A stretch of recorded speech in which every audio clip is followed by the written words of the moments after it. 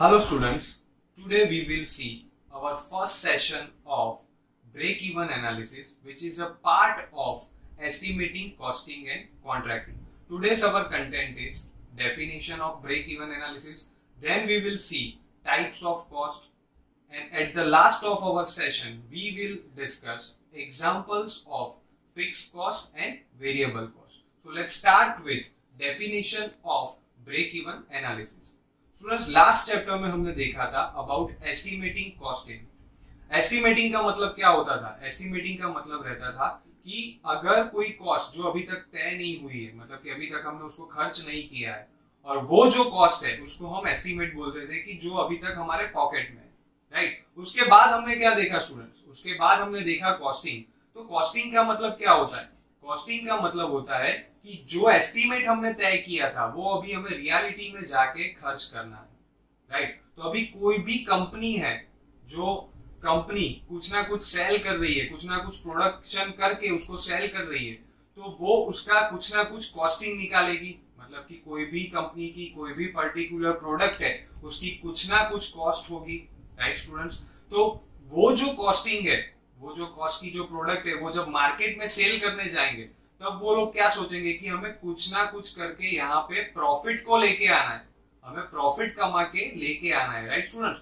तो break even analysis का मतलब क्या होता है? वो एक ऐसा पॉइंट है जहां पे company no profit and no loss, profit भी नहीं है और लॉस भी नहीं है। तो ऐसी कंडीशन जहां पे कंपनी को प्रॉफिट भी नहीं होगा और लॉस भी नहीं होगा, उसको हम कहेंगे break even analysis. Break even analysis से हमें क्या मिलेगा स्टूडेंट्स? कंपनी की ऐसी क्वांटिटी मिलेगी जहां पे कंपनी को प्रॉफिट भी नहीं है और कंपनी को लॉस भी नहीं है। मतलब प्रॉफिट और लॉस के बीच की जो सिचुएशन है उसको हम कहेंगे ब्रेक इवन पॉइंट।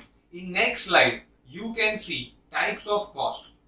अभी कोई भी कंपनी है वो दो टाइप के कॉस्ट के ऊपर काम करती है। First cost is fixed cost. Fixed cost का मतलब स्टूडेंट क्या होगा? कंपनी जो कोई भी प्रोडक्शन कर रही है उसमें दो टाइप के कॉस्ट हो गए। फर्स्ट है फिक्स्ड कॉस्ट, सेकंड है वेरिएबल कॉस्ट। तो you can C in the graph, company का कुछ भी प्रोडक्शन वॉल्यूम है, कोई भी क्वांटिटी वो बनाती हो, बट फिक्स कॉस्ट क्या होती है? वो throughout the production fix रहती है।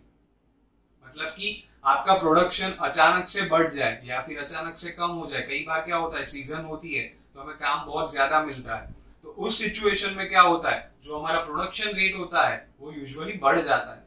तो उस वक्त क्या होता है कि कई सारे एक्सपेंसेस बढ़ भी जाते हैं, बट फिक्स कॉस्ट क्या रहता है? फिक्स कॉस्ट एक ऐसा एक्सपेंस है कि जो through out the production always fix रहेगा। तो आप ग्राफ में देख सकते हो कि वो जो ग्राफ है वो स्ट्रेट लाइन दिखा रहा है। तो स्ट्रेट लाइन का मतलब क्या हुआ कि वो एक्स एक्सिस और वाई एक्सिस दोनों के रिस्पेक्ट में स्ट्रेट जा रहा है। मतलब कि थ्रू आउट द प्रोडक्शन वो फिक्स रहेगा। उसको हम डिनोट कैसे करेंगे? कैपिटल एफ से डिनोट करेंगे, क्योंकि आगे जब हम इसके रिलेटेड फॉर्मूलाज प्रूव करेंगे तो यहाँ पे इसकी हमें जरूरत पड़ेगी। तो fix cost is always denoted by F and it will fix throughout your whole production. हमें सिर्फ ये एक ही चीज याद रखनी है कि fix cost throughout the production fix रहता है। In next slide you can see variable cost. अभी स्टूडेंट वेरिएबल कॉस्ट का मतलब क्या होता है? ये फिक्स कॉस्ट से टोटली अपोजिट है। मतलब कि throughout the production variable cost एक ऐसी कॉस्ट है जो बदलती रहेगी। मतलब कि अचानक से हमारा प्रोडक्शन यदि बढ़ गया तो वेरिएबल कॉस्ट होगी वो चेंज हो जाएगी। अगर हमारा प्रोडक्शन कम हो गया तो वेरिएबल कॉस्ट है वो कम हो जाएगी। तो इसका मतलब क्या हुआ?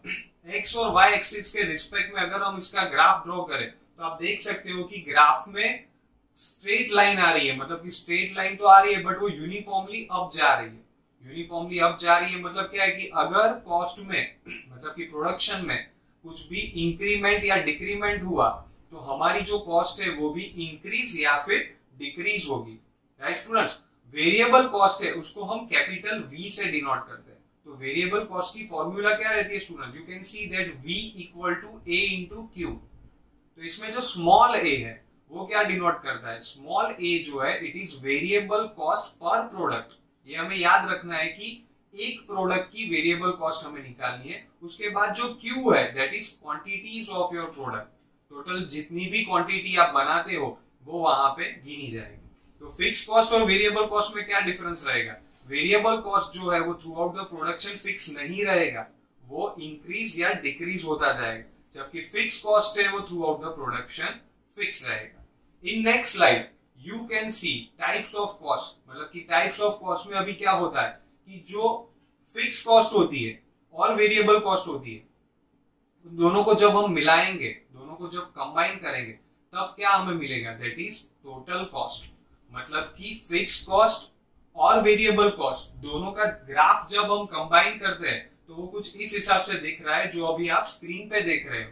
तो इसमें क्या होगा, जब फिक्स कॉस्ट वेरिएबल कॉस्ट के अंदर ऐड हो जाएगा तब हमें टोटल कॉस्ट मिलेगी, और टोटल कॉस्ट के हिसाब से फिर हम ब्रेक इवन एनालिसिस करेंगे और उसके ऊपर से हम तय करेंगे कि कौन सा जोन है जहां पे हमारी कंपनी प्रॉफिट भी नहीं कर रही है और लॉस भी नहीं कर रही है। क्योंकि ब्रेक इवन एनालिसिस जो भी चैप्टर है, ये जो टॉपिक हम सीख रहे हैं that is break even analysis, उसमें हमारा एम क्या है, उसमें हमारा एम एक ही है कि हमें ऐसा जोन फाइंड करना है जहां पे कंपनी को मुनाफा भी नहीं है और नुकसान भी नहीं है, मतलब कि प्रॉफिट भी नहीं है और लॉस भी नहीं है। हमें बीच वाली सिचुएशन लानी है जहां पे कंपनी प्रॉफिट भी नहीं करेगी या फिर लॉस भी नहीं करेगी। तो फिक्स कॉस्ट और वेरिएबल कॉस्ट जब दोनों मिल जाएंगे तब हमारी कंपनी की हमें टोटल कॉस्ट मिल जाएगी, और उसका ग्राफ भी आप इजीली देख सकते हो। इन next slide you can C examples of fix cost and variable cost.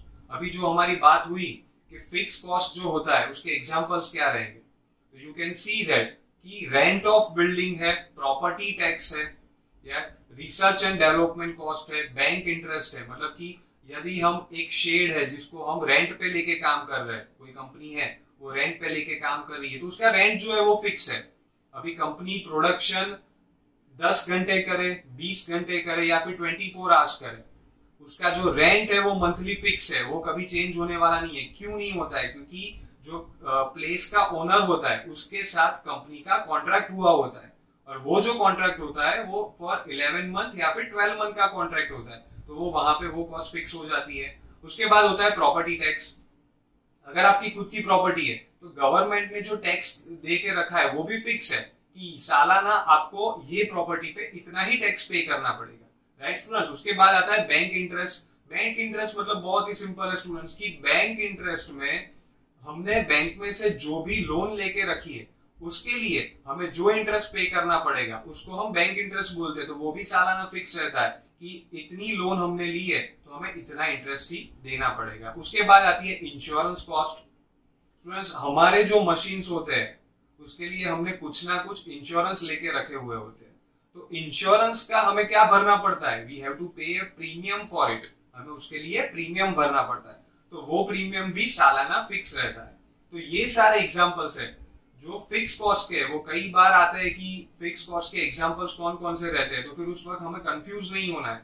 We just have to think in our mind कि जो cost throughout the production पूरे साल फिक्स रहेगी उसको हम फिक्स कॉस्ट बोलते हैं। वेरिएबल कॉस्ट में क्या होगा, तो डायरेक्ट मटेरियल कॉस्ट है, राइट स्टूडेंट्स।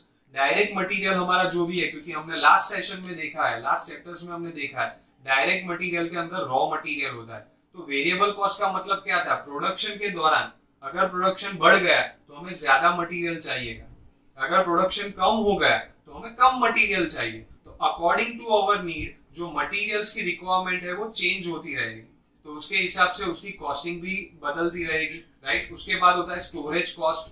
जो मटेरियल है उसको हम स्टोर करेंगे उसकी कैपेसिटी के अकॉर्डिंग भी उसकी कॉस्ट अफेक्ट करती है, क्योंकि कई बार क्या होता है मटेरियल बहुत ज्यादा आ जाता है तो स्टोर के लिए हम अलग से यूनिट भी रखना पड़ता है, तो उसको भी हम वेरिएबल कॉस्ट में काउंट करेंगे, राइट स्टूडेंट। उसके बाद होता है ट्रांसपोर्टेशन कॉस्ट।